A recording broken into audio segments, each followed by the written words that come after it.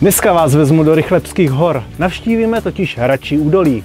Vítejte v dalším díle našeho pořadu Toulání po Česku.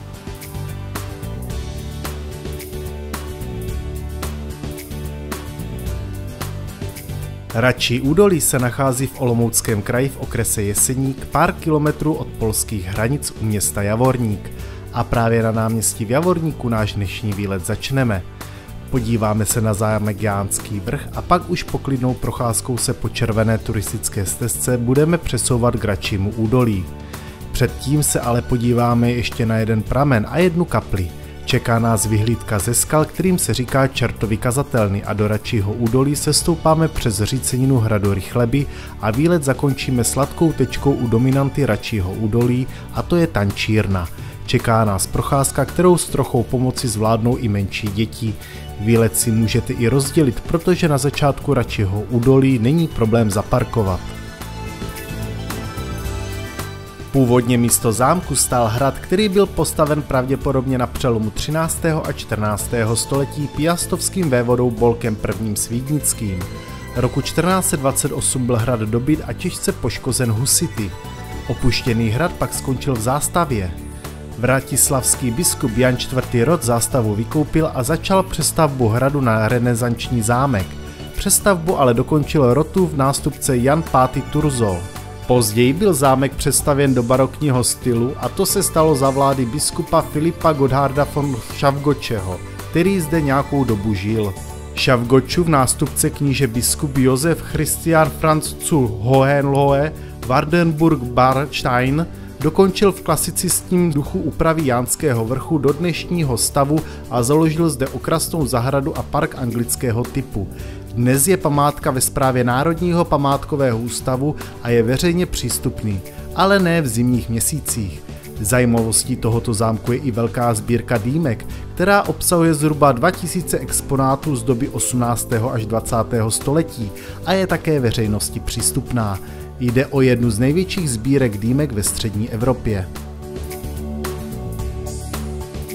Kaple svatého Antonína pochází z roku 1896. Svatý Antonín, původním jménem Ferdinand, byl ve Slezsku hojně uctívaný františkánský mnich, který se narodil 15. srpna 1195 v portugalském Lisabonu. Kolem svatého Antonína koluje spousta pověstí. Svatý Antonín byl velice výřečný, dokonce se vykládalo, že při kázání v italském Padově si lidé zajišťovali místa blízko kazatelny, aby jej dobře slyšeli.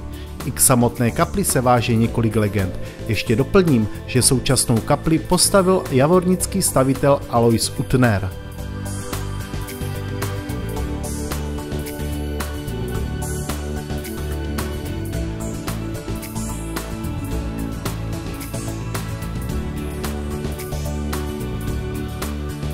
Vedle kaple se nachází studánka, která má prý zázračné účinky. Jaké?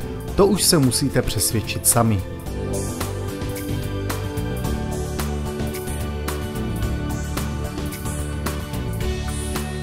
A nás teď čekají Čertovy kazatelny. Tak pojďme.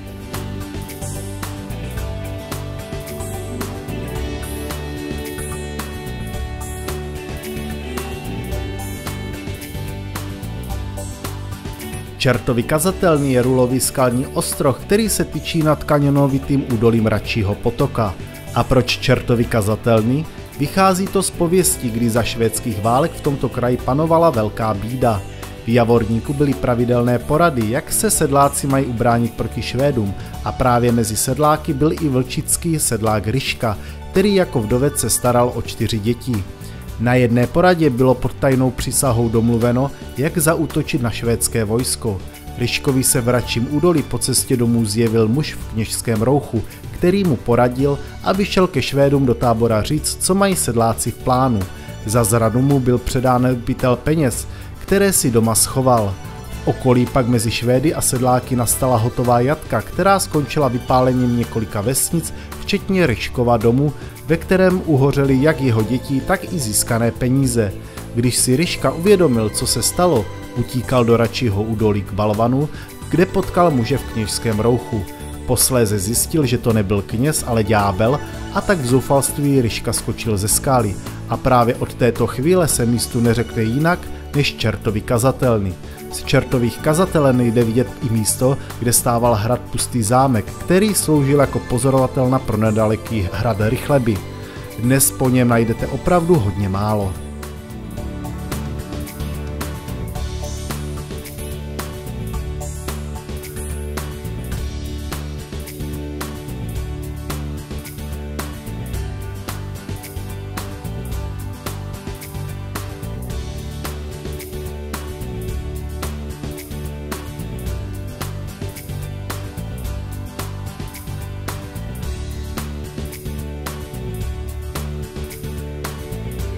A nás teď čeká zřícenina hradu Rychleby, anebo taky Reichenstein.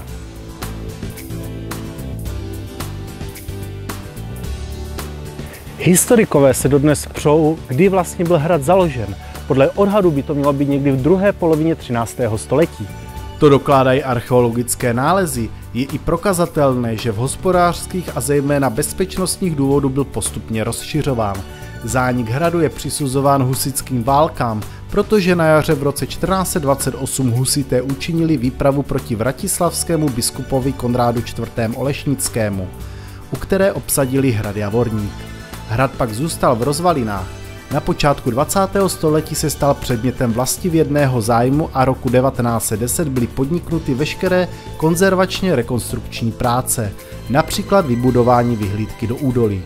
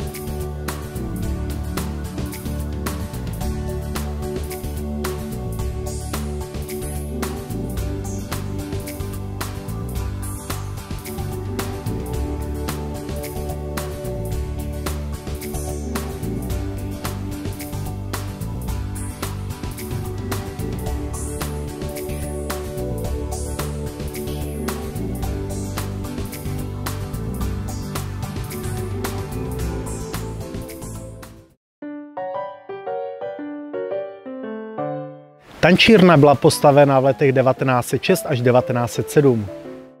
A právě za výstavbou tančírny, která sloužila jako taneční sál, restaurace a penzion, stál vratislavský biskup Georg von Kopp, po němž byla také stavba pojmenovaná jako Georgshalle.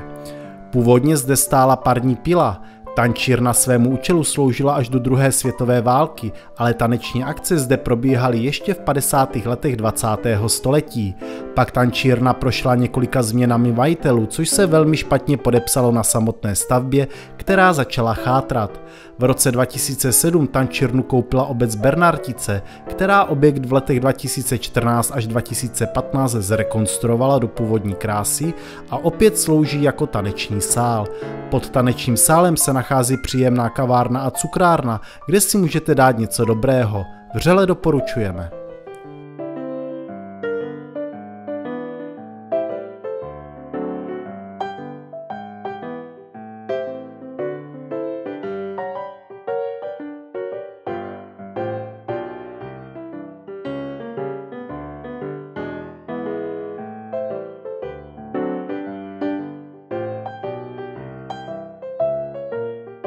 A to je dnes z Radčiho údolí vše. Odebírejte nás, sdílejte nás, sledujte nás, ale hlavně nezapomeňte, příští týden další výlet. Naschledanou.